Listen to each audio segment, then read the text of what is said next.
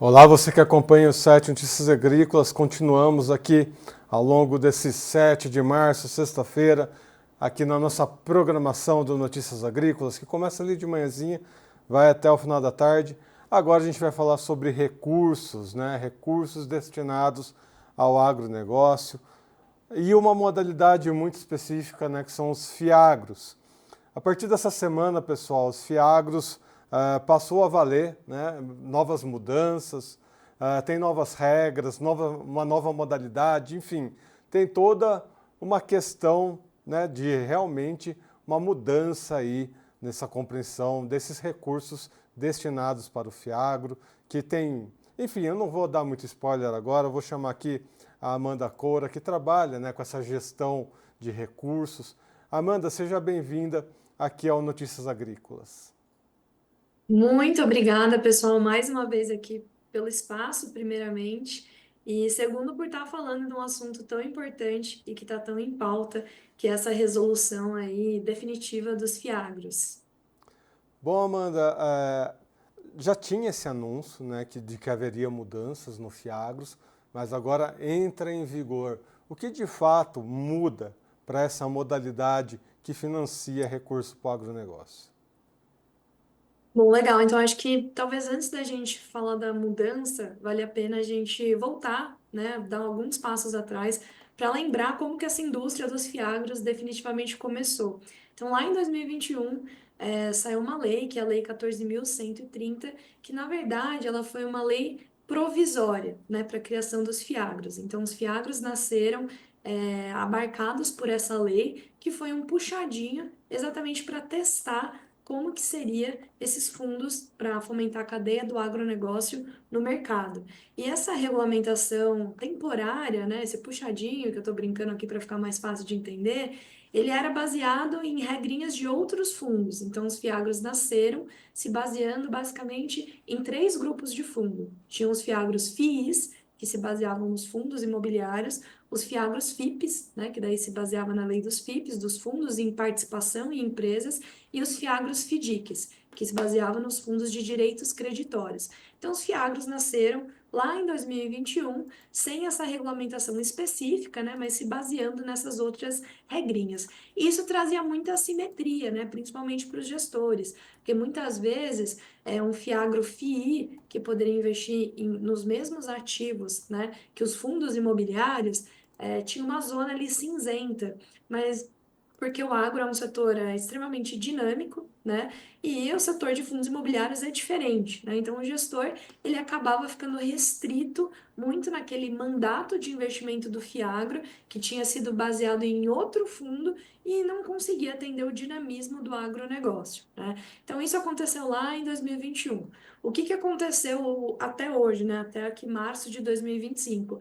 Esse mercado cresceu bastante. Se a gente pega os números, nos últimos 2 anos, o segmento de Fiagro cresceu mais de 300%. Hoje a gente já tem mais de 133 Fiagros listados, são 600 mil investidores com um patrimônio de 40 bi. Então, essa categoria se mostrou uma categoria muito relevante, né, para o mercado do agronegócio.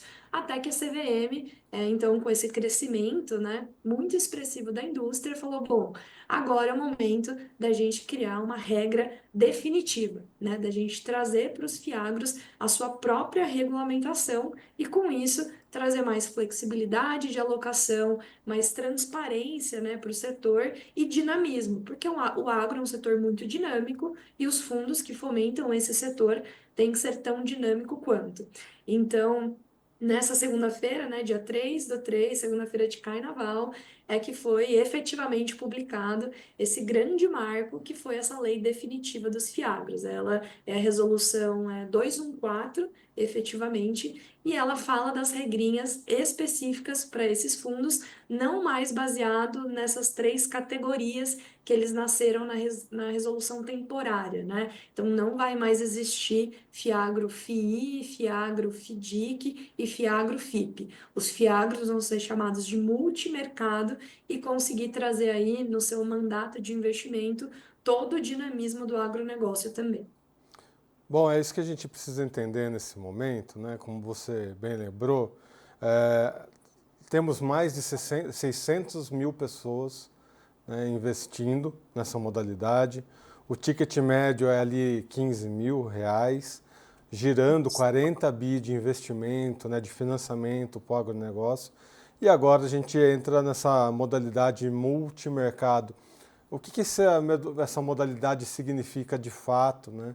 Além dessa modalidade multimercado, também, né, a partir dessa lei, a gente vê que vão ser investimentos com uma maior transparência, né? De tempos em tempos eles vão ter que estar publicando, né, em sites, em diversos recursos, publicando os resultados, enfim. Ou seja, o que significa o multimercado e essa mais transparência dessa modalidade para esse tanto de número de investidores. Bom, então acho que a principal mudança, né, o principal impacto, além dos fiagros agora terem uma resolução clara e específica deles, né, é do mandato de investimento. Então hoje, se a gente cria um fiagro agora, porque já está valendo a lei nova, eu posso no meu fundo investir em todos os tipos de ativos do agronegócio, tanto num CRA, quanto numa CPR, quanto numa participação de uma empresa, até num crédito de carbono agora a lei deixa investir.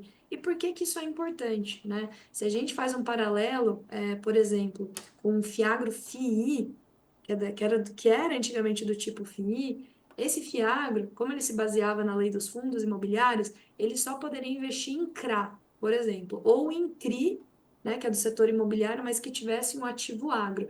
Isso, às vezes, para o fundo não funciona. Por quê? Porque se eu quero financiar um produtor médio, e esse produtor quer fazer aí um crédito de 5 milhões, por exemplo, não faz sentido eu fazer um CRA, porque o CRA é uma estrutura muito cara, né, para esse produtor. Faz mais sentido eu fazer uma CPR, que é um título de dívida muito mais simples, muito mais baratinho do que um CRA. Só que um Fiagro FII não poderia investir em uma CPR. Quem poderia seria um Fiagro FIDIC. Então, olha a dificuldade, né? Só de eu ter um carimbo ali no meu Fiagro, de ser um tipo FII, eu já excluo automaticamente a maior parte dos produtores rurais do Brasil, que são produtores pequenos e médios, né? Então, o gestor, ele acabava conseguindo atuar só com uma parte muito específica ali do agro e não tinha esse dinamismo. Então, eu diria que o maior impacto vai ser nessa possibilidade de investimento, né? O gestor vai poder ampliar muito mais a sua gama de investimento, trazendo todo o dinamismo ali do agronegócio para os fundos. Então, esse eu diria que é o maior impacto dessa mudança para os fiagros multimercados. E o que que é a questão da transparência, né? Eu acho que a transparência é principalmente porque, dada essa flexibilidade que o gestor vai poder ter, a gente, né, quando eu digo a gente, são esses investidores que já estão passando 600 mil, eu acredito que esse ano a gente tenha mais de 1 milhão aí, com muita facilidade, de investidores investindo no setor agro pelos fiagros. E por que que vai ficar mais transparente, né? Porque quando um gestor ele pode fazer qualquer instrumento ali de crédito para alocar no seu fiagro, ele pode fazer os instrumentos que funcionam melhor para esses tomadores de recursos, né? Então, eu posso fazer um crédito direto para um produtor rural, eu não tenho que amarrar isso em uma estrutura de um CRA, que tem um monte de produtor rural, um monte de empresinha picado ali dentro, e com isso eu dou mais visibilidade para o meu investidor do que efetivamente eu tenho na minha carteira.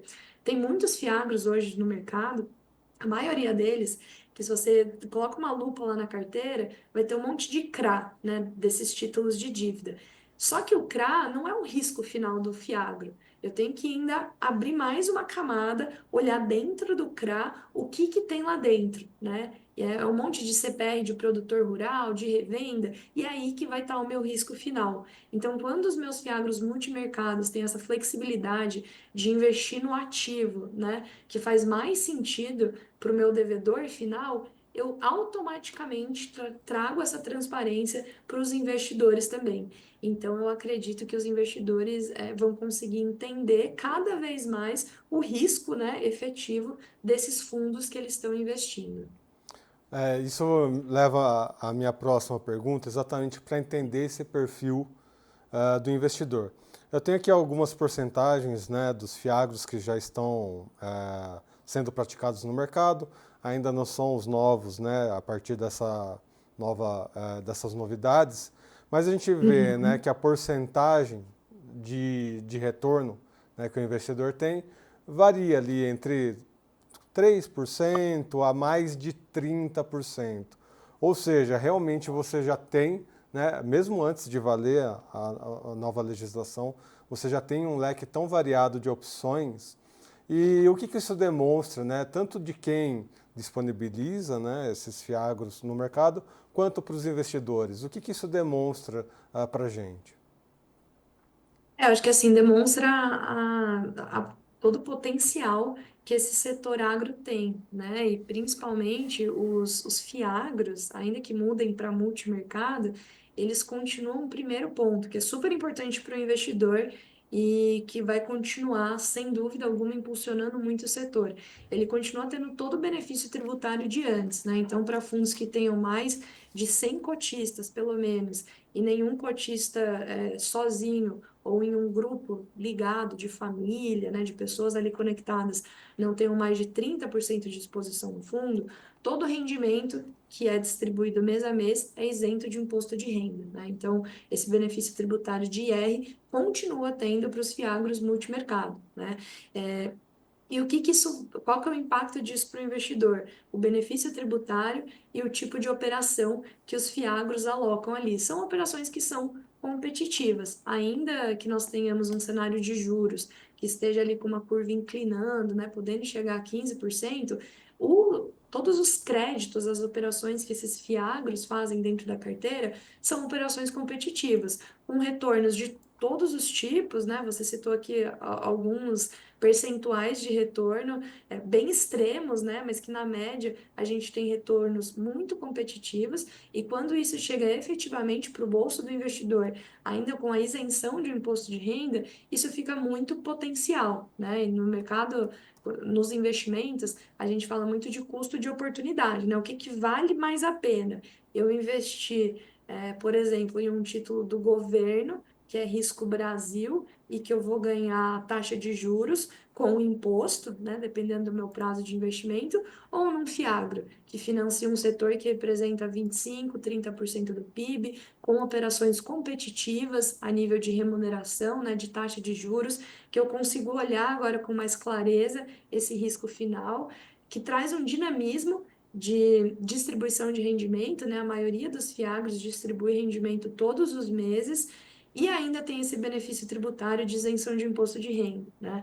Então, eu acho que todos esses componentes combinados deixam essa categoria de fiagro ainda mais competitiva, né? E ainda mais potencial para essa gama de investidores, a maioria deles pessoas físicas, né? Que isso é muito importante, as pessoas físicas aí conseguindo investir nesse setor com tickets super democráticos, né? Hoje no mercado a gente tem fundos que estão a R$ 7, R$ 8. Então, eu acho que tudo isso é democracia, né, para o lado dos investimentos e também para o lado ali de quem a gente está financiando, né? A lei é muito bacana, porque a lei dos fiagros, dos fundos imobiliários também democratizou a parte dos investidores, com tickets aí a partir de R$ 7, R$ 10 e todos esses benefícios tributários, nessas vantagens do setor. E agora a gente também democratiza a parte do ativo, né, dos tipos de investimento, conseguindo ser mais flexível nessa alocação aí do lado do gestor. Bom, mais um ponto que você recordou aí, né? A gente está nesse momento de altas taxas de juros, né?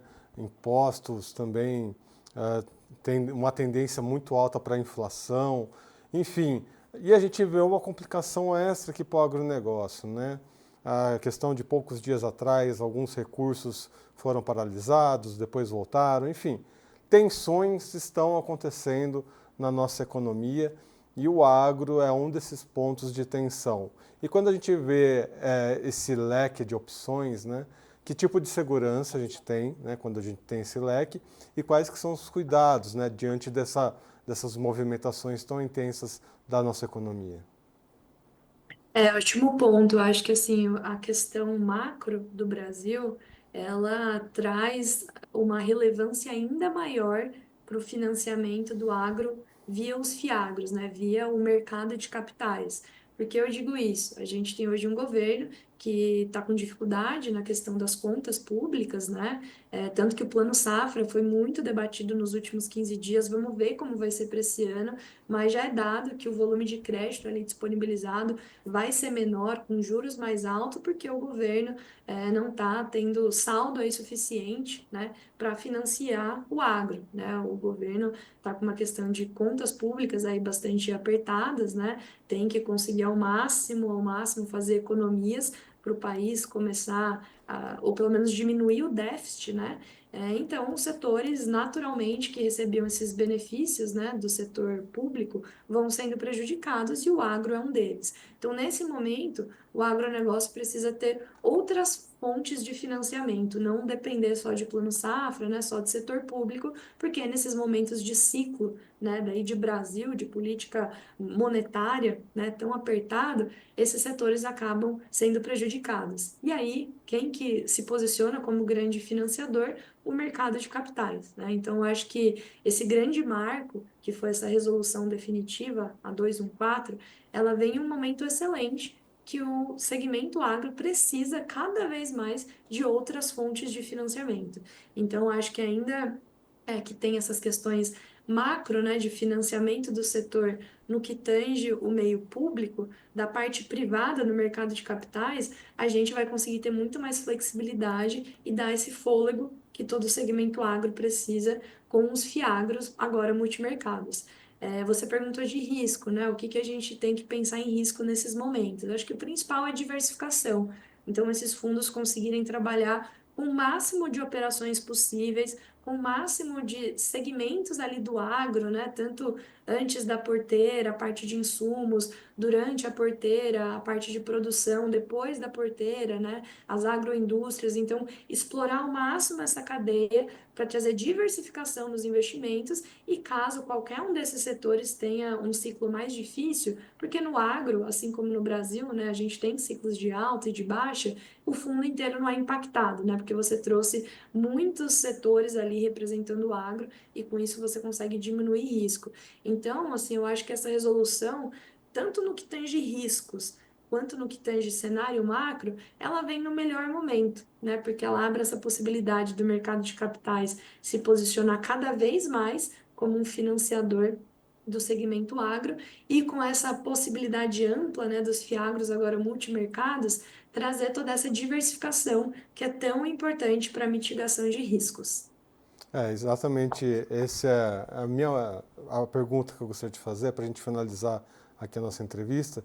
Se de modo geral, né, você como uma gestora, né, os seus colegas gestores estão vendo esse momento, né, 2025, esse momento em que os benefícios, né, e que as oportunidades são maiores do que os desafios. É esse o resumo que a gente pode trazer para 2025?